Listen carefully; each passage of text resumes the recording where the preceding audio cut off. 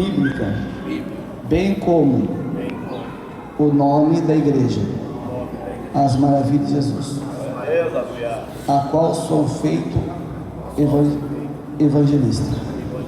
Amém. Nós vamos então, neste momento, estar ungindo. Se colocar em pé a igreja, está em pé, e nós vamos fazer a unção para o evangelista.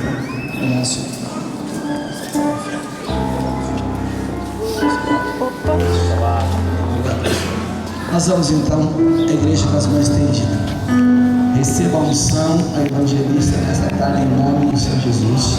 Deus único e verdadeiro, Deus poderoso agora. Ó Senhor de Israel, nós te pedimos agora a bênção, receba a unção agora, evangelista. Deus, que ele possa cumprir esta chamada do nome. Deus, nós te pedimos a bênção, a teu poder, em nome do Senhor Jesus, nossa Deus. Receba agora a unção, a evangelista, em nome de Jesus. Deus de vitória e poder, nós te pedimos.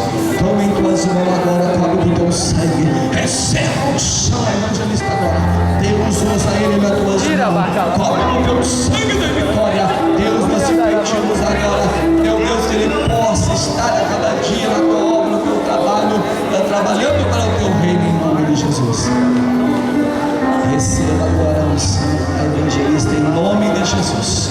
Deus poderoso, aqui está o teu filho, cobre do teu sangue, estenda a tua mão poderosa sobre ele.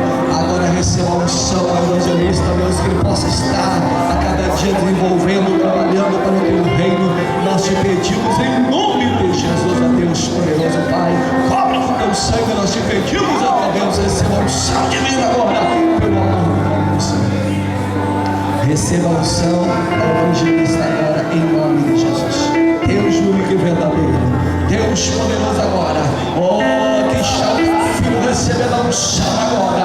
Deus, usa da minha mão, usa, meu Deus, o teu filho com poder e graça.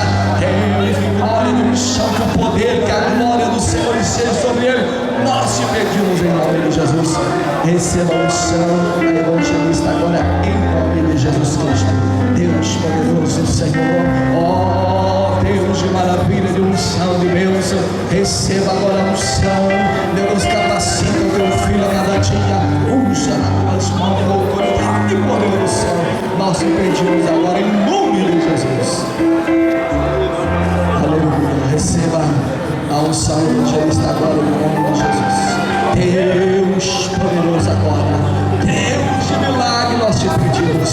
Receba a unção agora, evangelista, pelo amor que é no nome de Jesus Cristo. Deus, que ele venha desenvolver essa palavra, essa obra.